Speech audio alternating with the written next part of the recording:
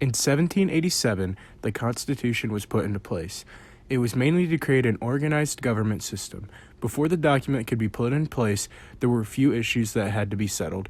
Instead of deciding on one decision, the government would meet the needs of the opposing sides in the middle, also known as a compromise.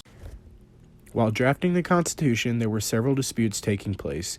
One of the biggest debates was whether slaves should be counted as part of the population to determine representation in the House of Representatives. One side of the debate, particularly southern states, wanted to count the slaves as part of the population, while northern states did not feel it was right to count people who were not considered free as part of the population. In the end, they came to a compromise. The solution was to count 3 out of every 5 slaves as the population. The next major debate was over the New Jersey Plan versus the Virginia Plan. The larger states like Virginia wanted representation based off the population, while many smaller states wanted more power in the Senate, which would benefit them because of their smaller population. Finally, Robert Sherman proposed the Great Compromise. Each state would split congressional delegates between representatives who would then be elected by district so as to serve in the lower house and senators to represent individual states in the upper house. It created 2 different systems to benefit both the lower and the higher houses. The Commerce Clause is part of the Constitution, Article 1, Section 8, and serves to regulate commerce with foreign nations. This rule was made in order to allocate power to Congress for regulating commerce amongst states, foreign nations, and Indian tribes. The Articles of Confederation was the rough draft of the Constitution.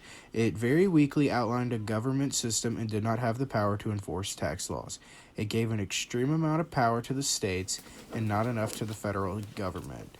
When the Constitution was made, it fixed the difficulties of the Articles. The government needs more power. It did this by allowing central government certain powers. The United States government is made of 3 branches. The legislative branch, which makes laws, is made up of the Senate, House of Representatives, and Congress. The executive branch, which enforces laws, is made up of the President, Vice President, and Cabinet. The judiciary branch, which interprets laws, is made up of the Supreme Court and federal courts. Each of these have a very important part in the government, and they serve to keep each other in check. This keeps any section of the government from becoming too powerful.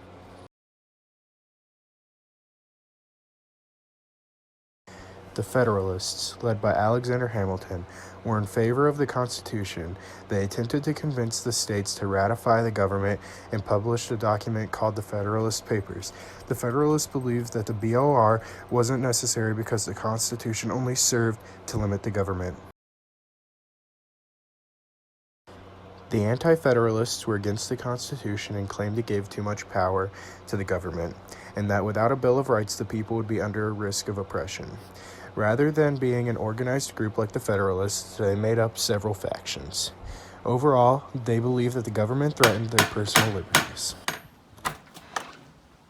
Hello, Federalist. Hello, Anti-Federalist. Welcome. We have much to discuss. Indeed we do.